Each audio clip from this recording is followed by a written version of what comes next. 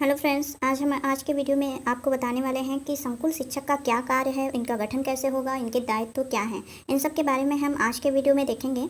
तो देखिए, ये जो लेटर है ये जारी हुआ था 17 मार्च 2020 को। जो रेणुका कुमार हैं, जो हमारी जो है उत्तर प्रदेश शासन की अपर मुख्य सचिव हैं, उनके द्वारा ये लेटर जारी किया गया था जिला बेसिक शिक्षा अधिकारी जो सभी जिलों के हैं उन सब के लिए, जो है सभी जनपदों के जो बीएससी हैं उनके लिए ये जारी किया गया था। विषय है इसका समग्र शिक्षा के अंतर्गत न्याय पंचायत स्तर पर शिक्षक संकुल के गठन व कार्य दायित्व के संबंध में। तो ये जो लेटर है इसमें जो संकुल शिक्षक हैं इनके कार्य और इनका गठन और इनके दायित्वों को डिस्क्राइब कर दिया गया है। तो देखते हैं।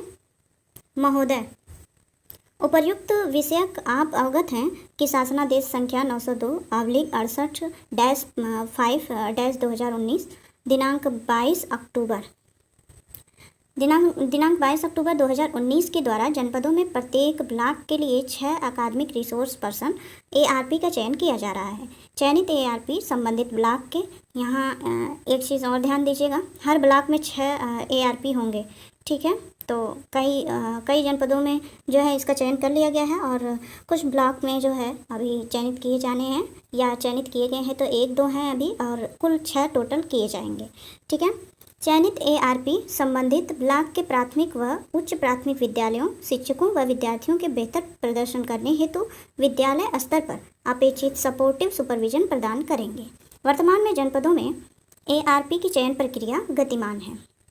फिर दूसरा पॉइंट है, इस संबंध में मुझे यह कहने का निर्देश हुआ है कि एआरपी को सपोर्टिव सुपरविजन में सहयोग देने तथा विद्यालयों के प्रदर्शन को बेहतर करने हेतु न्याय पंचायत स्तर पर विद्यालयों तथा ब्लॉक व जनपद कार्यालयों के मध्य सूचनाओं के आदान प्रदान हेतु शिक्षक संकुल का गठन का निम्नवत किया जाना प्रस्तावित है।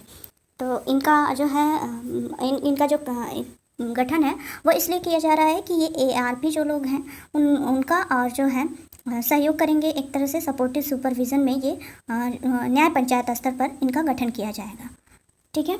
तो आगे देखते हैं। शिक्षक संकुल न्याय पंचायत के विद्यालयों में कार्यरत नवाचारी व बेहतर प्रयास करने वाले 5 शिक्षकों प्रधानाध्यापकों का एक समूह है। तो यहाँ पर जो है शिक्षक संकुल की अवधारणा को स्पष्ट किया गया है। यहाँ देखिए, शिक्षक संकुल न्याय पंचायत के विद्यालयों में कार्यरत नवाचारी व बेहतर प्रयास करने वाले 5 शिक्षकों या प्रधानाध्यापकों का एक समूह है। शिक्षक संकुल के मुख्य उद्देश्य क्या हैं, इसको देखते हैं।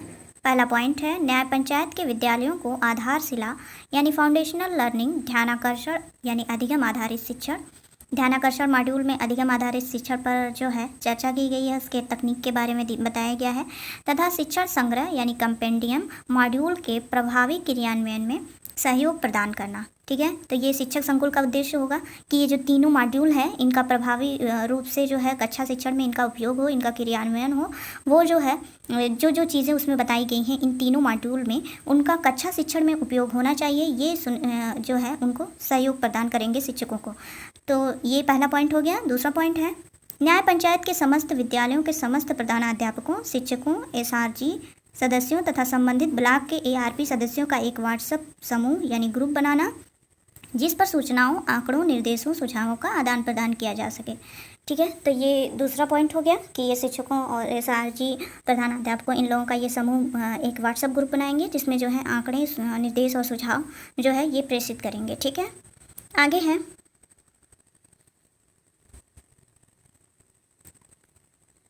यहाँ देखिए अगला पॉइंट है, शिक्षक संकुल के सदस्यों द्वारा अपने विद्यालयों को आदर्श विद्यालय के रूप में विकसित करना, ठीक है। ये इंपॉर्टेंट पॉइंट है। शिक्षक संकुल के जो सदस्य होंगे उनका ये एक काम ये भी होगा कि जो है वो अपने विद्यालय को आदर्श विद्यालय के रूप में विकसित करें। और अगला पॉइंट है, विद्यालयों में प्रभावी शिक्षण तथा कक्षा अनुरूप अधिगम को सुनिश्चित करने हेतु न्याय पंचायत के प्रधानाध्यापकों व शिक्षकों के विचारों को जानना व उन्हें प्रभावी फीडबैक देना, ठीक है। तो फीडबैक देने का भी काम है इनका। और आगे है, यहाँ अगला पॉइंट है, ब्लॉक, जनपद तथा विद्यालयों के मध्य आवश्यक व महत्वपूर्ण सूचनाओं का आदान प्रदान करना। तो ये उद्देश्य के बारे में हो गया कि शिक्षक संकुल के क्या उद्देश्य हैं, अभी हमने देखा। यहाँ देखिए, यहाँ हमने देखा शिक्षक संकुल के उद्देश्यों के बारे में, ये वाला मुख्य उद्देश्य क्या क्या है, तो इसके बारे में हमने चर्चा कर ली। आगे बढ़ते हैं। आगे है यहाँ पर देखिए आप, ये कि जो है अगला पॉइंट है दूसरा नंबर, शिक्षक संकुल का गठन कैसे होगा, इसको देखते हैं। पहला पॉइंट है इसमें, प्रत्येक न्याय पंचायत स्तर पर एक शिक्षक संकुल होगा। अलग अलग प्राथमिक उच्च प्राथमिक विद्यालयों में कार्यरत नवाचारी व बेहतर प्रयास करने वाले 5 शिक्षक प्रधानाध्यापक इसके सदस्य होंगे। ठीक है। और अगला है, शिक्षक संकुल के सदस्य अपने मूल विद्यालयों में ही पदस्थापित रहेंगे तथा पूर्ववत शिक्षण कार्यों को करते हुए शिक्षक संकुल के कार्य व दायित्व का निर्वहन करेंगे। और अगला पॉइंट है, शिक्षक संकुल के सभी सदस्य समान रूप से समय समय पर आवश्यकता अनुसार इसके कार्यों को संपादित करेंगे। और अगला पॉइंट है, शिक्षक संकुल के सदस्यों के विद्यालयों को विद्यालय विकास हेतु अतिरिक्त सहायता प्रदान की जाएगी ताकि उन्हें एक मॉडल या उत्कृष्ट विद्यालय के रूप में विकसित किया जा सके। तो इनका मेन काम सपोर्टिव सुपरविजन में सहायता करना है। आगे है, अगला पॉइंट दिया गया है यहाँ पर, आप देखिए तीसरा नंबर, शिक्षक संकुल के सदस्यों की चयन प्रक्रिया कैसे होगी। यह महत्वपूर्ण है कि न्याय पंचायत के विद्यालयों से 5 बेहतर कार्य करने वाले शिक्षकों प्रधानाध्यापकों का चयन शिक्षक संकुल हेतु किया जाए। शिक्षक संकुल के सदस्यों के चयन हेतु निम्न प्रक्रिया अपनाई जाएगी। पहला है, अकादमिक रिसोर्स पर्सन यानी ARP संबंधित न्याय पंचायत के विद्यालयों के भ्रमण के दौरान 5 सबसे अच्छे व बेहतर कार्य करने वाले शिक्षकों यानी शिक्षकों या प्रधानाध्यापकों की पहचान करेंगे। ठीक है। शिक्षक भी हो सकते हैं, हेडमास्टर भी हो सकते हैं। और आगे है, एक ब्लॉक के ARP अपने मध्य न्याय पंचायतों का बंटवारा कर संबंधित न्याय पंचायत में 1 माह लगातार विद्यालय का भ्रमण करेंगे। भ्रमण के दौरान वे ऐसे शिक्षकों प्रधानाध्यापकों को चिन्हित कर एक सूची बनाएंगे जो अपना कार्य पूरी लगन से कर रहे हैं तथा जिनके विद्यालय व बच्चों का प्रदर्शन बेहतर है। ठीक है। तो ये भी होगा। और अगला पॉइंट है, चयन प्रक्रिया में सबसे पहले क्या होगा कि जो ARP हैं वो अपने जो न्याय पंचायत क्षेत्र में जब दौरा करेंगे, वो भ्रमण करेंगे, तो वो सबसे जो अच्छा कार्य करने वाले शिक्षक या प्रधानाध्यापक होंगे उनको चिन्हित करेंगे। और फिर जब वो 1 माह लगातार विद्यालय का भ्रमण करेंगे तो इस दौरान वो सूची बना लेंगे कि कौन कौन से अध्यापक जो हैं वो पूरे लगन से कार्य कर रहे हैं और किन विद्यालय और उनके बच्चों का जो प्रदर्शन है वो बेहतर है। अगला पॉइंट है, ARP ऐसे शिक्षकों प्रधानाध्यापकों को निम्न मानकों के आधार पर चिन्हित करेंगे तथा 1 से 3 के अंतर्गत उपयुक्त अंक, उत्कृष्ट के लिए 3, संतोषजनक के लिए 2 तथा प्रारंभिक स्तर के लिए 1 अंक प्रदान करेंगे। तो ये जो है देखिए यहाँ पर मार्किंग की जा रही है एक तरह से कि जो अच्छा कार्य करेंगे और जो संतोषजनक होगा और जो प्रारंभिक स्तर होगा वो तीनों के लिए जो है मार्किंग की जाएगी। और आगे है, प्रधानाध्यापकों के लिए क्या है, देखते हैं इसको। पहला पॉइंट है, विद्यालय में आवश्यक संख्या में कक्षा कक्ष, समुचित बैठक व्यवस्था, विद्युत कनेक्शन, बालिकाओं व बालकों के लिए स्वच्छ शौचालय, स्वच्छ व हरा भरा विद्यालय परिवेश, लाइब्रेरी, रीडिंग कॉर्नर आदि उपलब्ध हैं तथा क्रियाशील हैं। ये जो है ये पॉइंट है जिसके आधार पर जो है वो नंबर देंगे ARP लोग। अभी जो हमने देखा कि जो अच्छा कार्य करेंगे उनको 3 नंबर, जो संतोषजनक है उनके लिए 2 नंबर और जो प्रारंभिक स्तर पर हैं उनको 1 नंबर देंगे। तो वो मार्किंग किन बिंदुओं पर होगी, इन बिंदुओं के बारे में यहाँ पर दिया गया है। तो पहला पॉइंट है प्रधानाध्यापकों के लिए, तो इसमें पहला पॉइंट है कि विद्युत कनेक्शन, बैठक व्यवस्था, शौचालय, हरा भरा विद्यालय परिवेश, ये सब देखेंगे और इसके आधार पर 1 से 3 अंक प्रधानाध्यापक को प्रदान करेंगे। फिर है दूसरा पॉइंट, विद्यालय में विद्यालय प्रबंध समिति की नियमित बैठक होती है तथा कार्यवाही रजिस्टर अद्यतन है, यानी SMC की बैठक भी देखी जाएगी। और ये प्रधानाध्यापक की जो मार्किंग होगी उसमें जो है ये दूसरे नंबर पर है। अगला पॉइंट है, सेवित क्षेत्र में कोई भी बच्चा आउट ऑफ स्कूल नहीं है तथा माह की औसत उपस्थिति 80% से अधिक है। तो 80% से अधिक होनी चाहिए, यहाँ पर ये दर्शाया गया है। आगे है, प्रधानाध्यापक शिक्षकों के साथ साप्ताहिक तौर पर बैठक कर शिक्षण अधिगम स्थिति की समीक्षा करते हैं तथा योजना बनाते हैं, ये भी देखा जाएगा और इस पर भी नंबर दिए जाएंगे प्रधानाध्यापक को। आगे है, विद्यालय में समय सारणी तथा प्रत्येक कक्षा में विषयवार लर्निंग आउटकम के पोस्टर चार्ट उपलब्ध हैं, उचित स्थान पर प्रदर्शित हैं तथा उसी अनुसार विद्यालय में शिक्षण कार्य व अन्य गतिविधियाँ संचालित हो रही हैं, ये भी देखा जाएगा और इस पर भी हेडमास्टर को अंक दिए जाएंगे। ठीक है। अब हम देखेंगे कि शिक्षकों का चयन कैसे किया जाएगा और उन्हें किन किन पॉइंट के आधार पर नंबर दिए जाएंगे ARP द्वारा और उनका चयन किया जाएगा। तो देखते हैं, यहाँ देखिए दिया गया है शिक्षकों के लिए। तो पहला पॉइंट है, कक्षा के 50% से अधिक बच्चों ने संबंधित विषय में कक्षा अनुरूप लर्निंग आउटकम प्राप्त कर लिया है, तो इस पर भी 1 से 3 अंक मिलेंगे। फिर दूसरा पॉइंट है कक्षा 3 से 5 के 60% से अधिक बच्चे व कक्षा 6 से 8 के 80% से अधिक बच्चों ने हिंदी व गणित विषयों में आधारभूत लर्निंग आउटकम फाउंडेशन लर्निंग प्राप्त कर लिया है। और तीसरा पॉइंट है शिक्षक शिक्षण योजना बनाते हैं, उसके अनुसार शिक्षण कार्य करते हैं जिसमें TLM व गतिविधियों, समूह कार्य, जोड़ी में कार्य आदि का प्रयोग करते हैं। तो इस पर भी नंबर दिए जाएंगे शिक्षकों को। और फिर है शिक्षक बच्चों की सीख स्तर या प्रगति का नियमित आकलन करते हैं, ये भी देखा जाएगा। शिक्षक ने बच्चों की प्रोफाइल या अधिगम स्तर अनुसार रिकॉर्ड सूची तैयार कर ली है, इस पर भी देखा जाएगा। अगला पॉइंट है ARP विद्यालय के प्रधानाध्यापक व शिक्षकों के साथ बैठक कर उनकी भूमिकाओं व उपरोक्त बिंदुओं पर उनके विचारों तथा वर्तमान स्थिति के सापेक्ष उनकी योजना को समझने का प्रयास करेंगे तथा तदनुसार अंक प्रदान करेंगे। ठीक है, तो ये भी जो है ये पॉइंट ARP के लिए है कि वो ये सब चीज़ें देखेंगे शिक्षक के अंदर, तो ही वो शिक्षक संकुल के लिए उन्हें नामित करेंगे। फिर है अगला पॉइंट ARP चिन्हित शिक्षकों प्रधानाध्यापकों की एक सूची बनाएंगे तथा प्रत्येक मानकों पर उन्हें 1, 2 या 3 अंक प्रदान करेंगे। इस प्रकार प्रदान किए गए अंकों को जोड़ा जाएगा तथा प्राप्तांकों के आधार पर मेरिट अनुसार एक सूची बनाई जाएगी, जिसके लिए संलग्नक 1 में दिए गए प्रारूप का प्रयोग करें।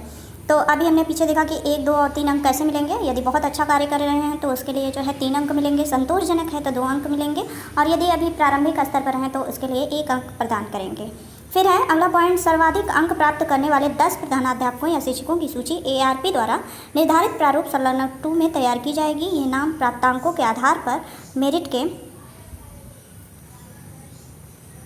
मेरिट के अनुसार तैयार की जाएगी, जिसे ब्लॉक शिक्षा अधिकारी BO को समीक्षा व अनुमोदन के लिए भेजी जाएगी। इस सूची में ARP द्वारा 5 नाम शिक्षक संकुल में चयन हेतु प्रस्तावित किया जाएगा। यह आवश्यक है कि अंतिम 5 सदस्यों की सूची में कम से कम 2 शिक्षक अवश्य हों। ठीक है, ब्लॉक शिक्षा अधिकारी, तो जो 5 शिक्षकों की सूची होगी उनमें 2 शिक्षक अवश्य होने चाहिए। ऐसा नहीं है कि 5 प्रधानाध्यापक रख लिए जाएं, ऐसा नहीं होना चाहिए। तो ये यहाँ पर इसको जो है डिस्क्राइब किया गया है। आगे है ब्लॉक शिक्षा अधिकारी शिक्षक संकुल की सूची को निर्धारित प्रारूप में अनुमोदित करेंगे तथा जनपद के बेसिक शिक्षा अधिकारी को उपलब्ध कराएंगे। बेसिक शिक्षा अधिकारी द्वारा जनपद के समस्त शिक्षा संकुल की सूची राज्य परियोजना निदेशक कार्यालय समग्र शिक्षा को रिकॉर्ड हेतु उपलब्ध कराया जाएगा। ठीक है, तो ये हो गया कि जो है उनको कैसे चयन किया जाएगा, इसके बारे में हमने देख लिया शिक्षक संकुल का चयन कैसे होगा। अब हम देखेंगे शिक्षक संकुल के कार्य और दायित्व तो क्या क्या हैं, इनको पूरी तरह से इस लेटर में डिस्क्राइब कर दिया गया है। तो देखते हैं शिक्षक संकुल के सदस्यों के निम्नवत कार्य व उत्तरदायित्व निर्धारित किए गए हैं। पहला पॉइंट है शिक्षक संकुल के सदस्य अपने विद्यालय में ही रहकर कार्य करेंगे। सामान्य परिस्थिति में वे विद्यालयों को नहीं छोड़ेंगे। विशेष परिस्थिति में ब्लॉक शिक्षा अधिकारी के लिखित आदेशानुसार वे अपने न्याय पंचायत के विद्यालयों में आवश्यक कार्यों हेतु जा सकते हैं। ठीक है, तो ये है इनका पहला अधिकार, उत्तरदायित्व या कार्य, जो भी आप कह सकते हैं। फिर है दूसरा पॉइंट, न्याय पंचायत के समस्त विद्यालयों के समस्त प्रधानाध्यापकों व शिक्षकों का एक व्हाट्सएप समूह बनाएंगे, जिस पर सूचनाओं, आंकड़ों, निर्देशों, सुझावों का आदान प्रदान किया जाएगा। इस समूह में उस जनपद के समस्त SRG सदस्यों तथा संबंधित ब्लॉक के ARP सदस्यों को भी जोड़ा जाएगा। SRG व ARP सदस्य इस ग्रुप में विद्यालय, शिक्षक, विद्यार्थी संबंधी सकारात्मक केस स्टोरी साझा करेंगे, ताकि इसका लाभ समस्त प्रधानाध्यापकों तथा शिक्षकों को मिल सके। साथ ही SRG के राज्य स्तर पर व्हाट्सएप समूह के उपयुक्त व आवश्यक मैसेज भी इस ग्रुप पर साझा अग्रेसित किए जाएंगे। ठीक है, व्हाट्सएप समूह के नामकरण में आप शिक्षक संकुल का प्रयोग अवश्य करें।